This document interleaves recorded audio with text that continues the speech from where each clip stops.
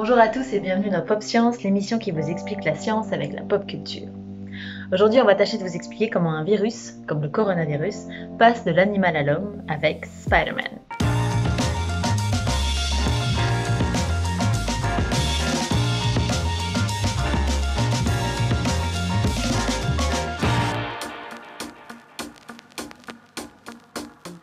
Alors comme on est confiné, un peu comme tout le monde, on change temporairement de formule et on se fait aider d'un chercheur. Franck Pregnol est spécialiste en écologie et évolution de la santé à l'IRD de Montpellier et pour nous, il a accepté de visionner des extraits de ce monstre de la pop culture qu'est Spider-Man.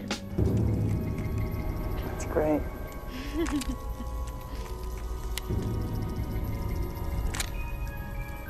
MJ, Alors comment une maladie passe-t-elle d'un animal à l'homme? Est-ce qu'il faut se faire mordre? Alors en fait ça dépend complètement des agents pathogènes et des parasites. On reconnaît en fait 3 grands modes de transmission.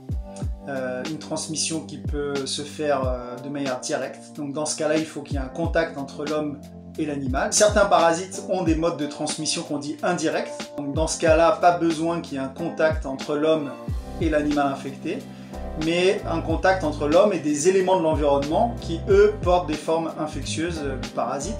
Et enfin, le 3e mode de transmission, qui se rapprocherait le plus du mode de transmission qu'on observe dans la vidéo avec Peter Parker, c'est un mode de transmission par vecteur. Donc dans ce cas-là, la transmission entre l'animal et l'homme ne peut se faire que si un 3e animal intervient, qu'on appelle un vecteur.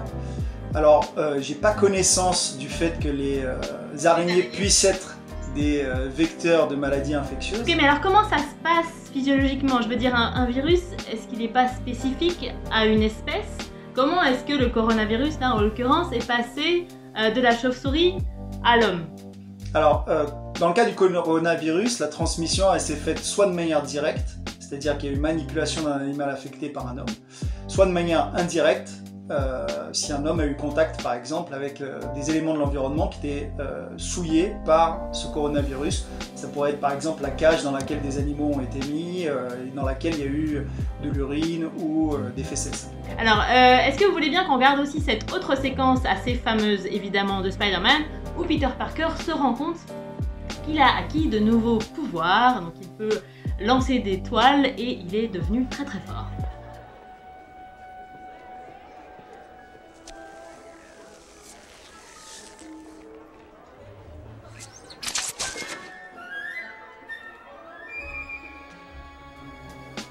Alors est-ce que c'est possible? Est-ce qu'un virus peut conférer à son nouvel hôte des nouvelles capacités, voire de nouveaux pouvoirs? Alors c'est très peu vraisemblable, car les virus sont ce qu'on appelle des parasites, et ce sont des organismes qui vivent obligatoirement au détriment de leurs hôtes.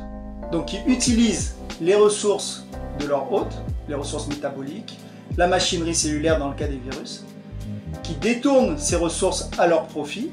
Et donc en général, les effets d'un parasite et donc d'un virus sont des effets négatifs pour l'hôte qui les porte. Donc c'est très peu vraisemblable qu'un virus ait des effets positifs sur leur hôte.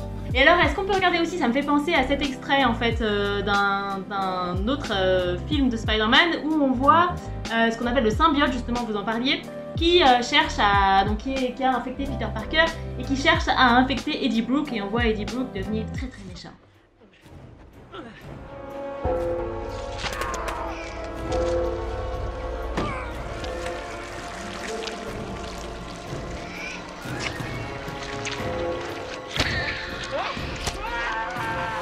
Est-ce qu'un virus cherche toujours un nouvel hôte? Alors oui, c'est obligatoire parce que, comme on l'a dit, un virus doit se développer à l'intérieur d'un hôte. Parce qu'en fait, le virus, c'est un organisme vivant qui possède un très petit génome, mais il n'a pas tous les éléments qui lui permettent de faire ce que tout organisme vivant est capable de faire normalement par lui-même, c'est-à-dire se reproduire, se développer.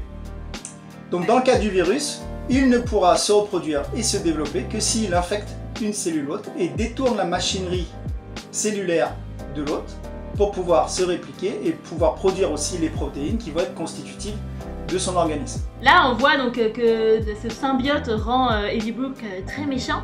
Est-ce que ça arrive qu'un virus ou une bactérie nous fasse changer de personnalité? Oui, alors c'est ce qu'on appelle des parasites manipulateurs.